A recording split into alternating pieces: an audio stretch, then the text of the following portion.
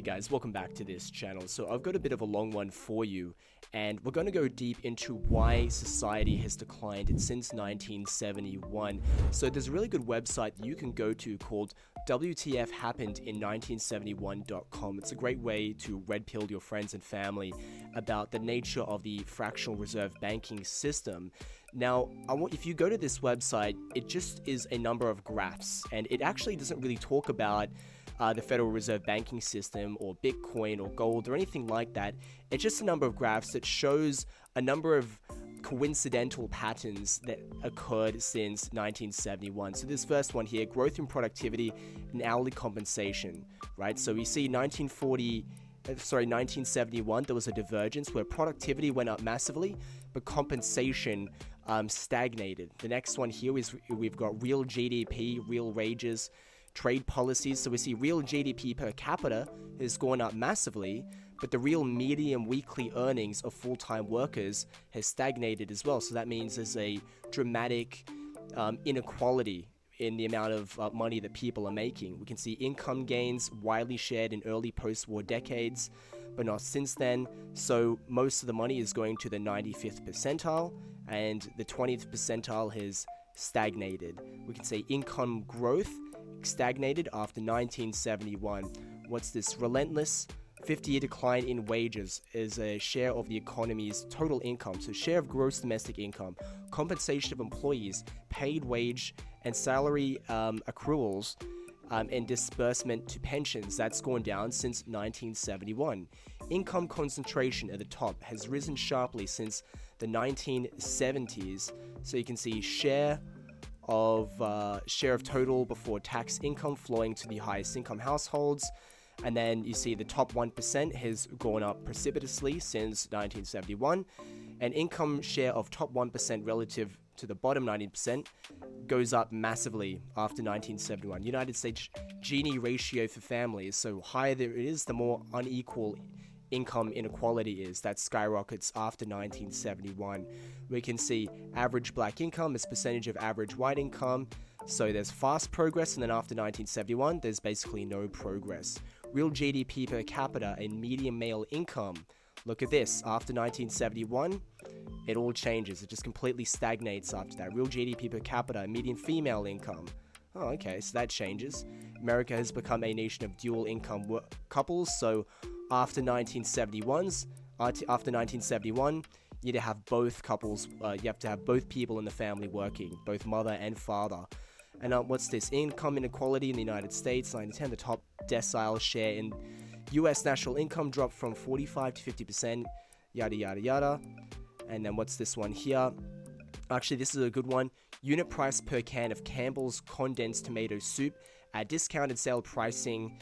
And you can see it goes up from 1979. Now, there's so many of these, and I think it's actually important. I'm not going to go through and bore you with every single chart, but I think it's very valuable for each person to go and look at every single thing that has declined since 1971. And I'm going to explain why things have changed so much since 1971, but I'm going to have to give a bit of a dense background story about how all of this happened. And I'm going to use for my source material the book Modern Money Mechanics. Now, I'll admit I haven't read this from cover to cover. I've needed other people to essentially translate to this because translate this to me because, you know, thick economic textbooks basically written in another language, not for ordinary people. But it details the institutionalized practice of money creation as utilized by the Federal Reserve. So it was written by the Federal Reserve Bank of Chicago, and the process of money creation goes something like this. So the US government decides that it needs money, so calls the Fed to request $10 billion. So the Fed buys $10 billion in government bonds. So they do a trade for cash in exchange for these government bonds. So the government prints up treasury bonds and sends them to the Fed. So the government takes the $10 billion in Federal Reserve notes and deposits them officially, making them legal tender, adding $10 billion to the money supply just like that. No, those treasury bonds, a better way of describing what they are, they're essentially IOUs. It's a promise to the Fed that they're going to pay that money back, which was, by the way, money that was loaned to them out of thin air. It just came off the printing press, but the reality is it was all digital. Only 3% of the money supply is actually made in cash. So it's not necessarily that the job of the Federal Reserve, it's not like what they actually do is that they're simply a money printing service, a printing service where they can print notes. They don't even do that. They just simply have a monopoly on the ability to create this money out of thin air, simply just by putting a few digits on a screen, and that is essentially how it's done. So this money was created out of debt. Now the next step is in the is fractional reserve banking. Oh, there we go. So fractional reserve banking is a system in which only a fraction of bank deposits are required to be available for withdrawal. So based on fractional reserve banking, this $10 billion that we hypothetically mentioned before, that becomes part of a bank's reserve. So according to modern money mechanics, under the current regulations, the reserve requirement is 10%. I would guess that it's probably less now, but let's just go with 10%, right? This means that if $10 billion isn't holding, then $9 billion can be used for new loans, right? So it could be assumed that this $9 billion is coming out of the existing $10 billion, but actually this is not the case. What happens though is that this $9 billion is again created out of thin air on top of the $10 billion, which was also created out of thin air. So simply put, the demand for the loan is sufficient enough to create new money. But it gets even more twisted, because if someone comes to the bank and borrows this $9 billion that was created out of thin air, they will most likely, what are they going to do with it, right? Well, of course, maybe they could go buy it or buy things, whatever, but that money is going to go back into the bank, most likely. It might be the same bank, it could be another bank, but it's going back into the banking system. But let's just assume hypothetically it goes back into the same bank. Because this $9 billion deposit becomes part of the bank's reserve, it gives them the right to be able to loan out an additional $8.1 billion. And that can be printed out of thin air simply because it satisfies the reserve requirements. Next slide. Here we go. Now these funds add to the reserve requirement, giving them the right to give out additional loans, which will in turn be redeposited in the same fashion again and again and again. This is a money creation loan cycle. Now this cycle can be infinite. It just goes on and on and on. And the average mathematical result is that $90 billion can be created on top of the original $10 billion that was again created out of nothing. So to conclude, with every deposit that enters into the banking system, 9 times the amount can be created just out of thin air. So what is actually giving this money value? The answer is the money that already exists. So this new money just steals value from the existing money supply. This is the true source of inflation, and not this CPI stuff, none of this other stuff. This is the true source of inflation. And it is essentially a hidden tax on the public. But I would go further. It's not just a hidden tax, it's essentially theft. Nobody agreed to this arrangement. It's completely unconsensual. And this is a reason why $1 in 1913, which was the year the Fed was created, is now equal to $21.60 in 2007. So that's no doubt higher now in 2005. That is a 96% devaluation in 94 years since the Federal Reserve came into existence. So to conclude this particular segment, money is debt and debt is money. They created out of each other. It's a yin and yang. They are part of the same system. So to put it this way, another way to put it is that if every dollar that you have in your wallet is essentially, it's owed to somebody by somebody else, because the only way that the money came into existence is through loans. So if all the money was paid back, there'd basically be nothing left. If every single person, institution, government paid off its debt, there wouldn't be a single dollar left in circulation. So the last time the national debt was completely paid off was in 1835, when Andrew Jackson shut down the central bank that preceded the Federal Reserve, and his entire political platform when he was running for election revolved around shutting down the central bank. Andrew Jackson, quote, "The bold efforts of the present bank has made to control the government are but premonitions of the fate that awaits the American people should they be deluded into a perpetuation of this institution or the establishment of another like it." So as dysfunctional as all this sounds, as bad as it sounds already, there's one cherry on top of all this that just, it really makes this much more dysfunctional, right? And this underlies the truly fraudulent nature of this whole system, and that is the application of interest. So remember how I said that all money is created through debt, and if every dollar was used to pay back the loan used to create it, there'd be no money left? Well, actually that's not true, because where is the money used to cover the interest on top of the principal? And the answer is there is none. So this means that there will always be more debt owed in the world than money in existence, because you've got the principal, then you've got the interest rate, and that is just going upwards in a perpetual cycle. So this is why inflation is inherently infinite. New money needs to be created to cover the perpetual interest on loans used to create the money in the first place. This means that defaults, bankruptcy, economic failure is baked into our economic system. And, on a side note, I remember I was having a debate the other day with a good friend of mine about the ethics of the tax system the other day. And he was saying how tax is good because it goes towards healthcare, education, roads, etc. But I countered that in this day and age, income tax is used simply to pay for the interest when the government simply used to pay to service the interest. And when the government wants something done, when it wants to pay for education, when it wants to pay wages for government employees, and when it wants to pay for roads, they simply create the money out of thin air using loans that they acquired from the central bank. And they use the process that I outlined earlier, and they aren't necessarily using income tax directly to pay for it. They're just using the income tax to service the loans by paying off the interest rate.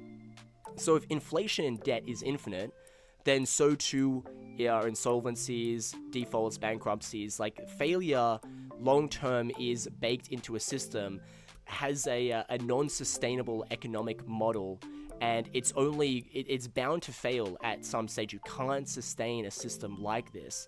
So, and you have to understand as well, a system that exists like this it's essentially a form of modern slavery, where all the real assets will inevitably be owned by a few entities, while the majority of the population fights over worthless pieces of paper. And the reason why is because, with all these insolvencies, bankruptcies, all these economic failures, the bank has a right to liquidate those assets, and then they're able to trade worthless pieces of paper for real value, which is stuff, it's assets, it's gold, it's companies, it's people's labor, it's their time, it's stuff you pull out of the ground, it's stuff you build with your hands, it's cars, it's the real engine of the economy, it's real stuff. And banks long term are essentially hoarding all real goods, and over time more and more of the real wealth is going to be owned by the BlackRocks and these large financial conglomerates who are close to this, who are much higher up in the food chain of this financial infrastructure. So where we get back to 1971 is that Nixon ended the convertibility of US dollars into gold. This is what you would call the ending of the Bretton Woods Agreement.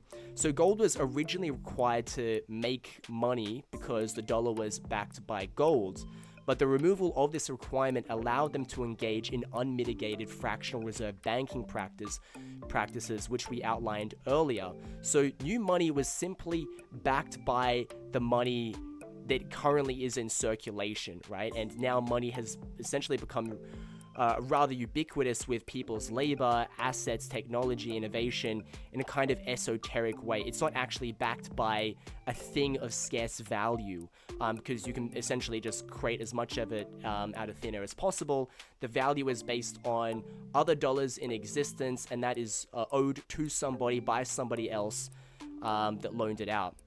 So the end result is that we now have people needing to work harder in order to keep up with inflation, and as such, quality of life has declined. Here's a picture of an old Federal Reserve note. As you can see here, Before, it says $10 in silver payable to the bearer on demand, or this one here, in gold coin payable to the bearer on demand. So you used to be able to turn in cash notes for gold and silver. I mean, not, after Bretton Woods per se, but essentially the financial system was still backed by gold, and that kept the deleterious effects of fractional reserve banking in check. But after 1971, there was basically no leverage to prevent the unmitigated creation of new funds, because you didn't really require much to back it. You just simply had to have funds that you could essentially print out of thin air, and it could just become an infinite cycle. So let's look through and just see just how bad things have gotten, because if you want to see why things are generally deteriorating, the root cause is in fact economic. And you go on and on and on. And the whole point of this website, it actually doesn't try to orange pill people about Bitcoin or encourage people to buy gold at all. It doesn't actually explain what happened in 1971. It doesn't do any of that. It just makes the point that something happened in 1971 that dramatically lowered the quality of life for the average individual. And you can see that it is not just something that is purely economic. It goes on to it talks about things like marriage, the quality of people's lives. Here we go here. Share of young adults living with parents rises. Median age of first marriage. Families with children in official poverty. What's this? Children per woman. That's a big one because we're currently going through a birth crisis right now. Trends in obesity among children and adolescents. Growth of physicians and administrators. So people, I assume, are getting more sick. Global production of vegetable oil. I'm not sure what that's alluding to. Global meat consumption. Chicken's going up, but beef's going down. I'm not really red-pilled about all this. Beef cow inventory has gone down. How the American diet has changed since 1970. It just goes on and on and on and on. And it just ends off with this quote here. I don't believe we shall ever have a good money again before we take the things out of the hands of the government. That is, we can't take it violently out of the hands of government. All we can do is, by some sly roundabout way, introduce something that they can't stop. So for as long as there is a monopoly on the ability to create and manage a country's financial system through the currency, there's always going to be the risk of corruption, that whoever controls it, they can always dilute down the currency, like in the times of the Romans. They could have gold coins and they just continued to dilute them down with other low quality metals so they could create more and they could fund their wars and stuff like that. And this ultimately is one of the big reasons for the declines of many civilizations, when the money essentially loses its value over time. So one of the big innovations in this era is Bitcoin, because it essentially is demonopolizing control over currency, and people can trust that this currency isn't going to be continually inflated and stolen from the users of the currency to the people that created it. As far as we know, Satoshi Nakamoto is never gonna come out of his grave and use his wallet, and even if he does use all the Bitcoin that he has, he doesn't have the ability to create more. And with Bitcoin mining, essentially all the Bitcoin that can exist will be mined at some stage, and from then on Bitcoin is going to be deflationary. And this is why Bitcoin is a perfect asset, and I think it is the kind of thing that will completely revolutionize civilization going forward. So that's why I'm a huge advocate of Bitcoin, and that's why Bitcoin is a really big thing. So guys, if you like this video, make sure to give a like, make sure to subscribe, and if you're interested in buying Bitcoin without KYC, you can use my referral link in the description down below for local coin swap and HODL. These are two exchanges that are non-custodial. That means your funds aren't stored on the exchange. You just deal directly with the person that you're buying with. So if the exchange ever shut down, crashed, gets hacked, your funds are going to be safe because you're not dealing directly on the exchange. You're dealing with another person, and it's a good way to buy using more unorthodox payment methods like TransferWise, Revolut. You can do cash trades with people that are living nearby you, and this is going to help you get to not rely so much on centralized financial institutions like banks, you know, in order to be able to do bank transfers to centralized exchanges. So centralized exchanges have hoovered up all the trading volume, and they only do bank transfers. So this will allow you to do other things like a cash trade, right? Like there's a lot of people on these websites that sell Bitcoin via just a cash trade. Like you can put some cash in an envelope, send it to their address, and you can get Bitcoin, right? So there's so many different ways of purchasing Bitcoin using fiat. So thanks a lot for watching, guys, and I'll see you in the next video.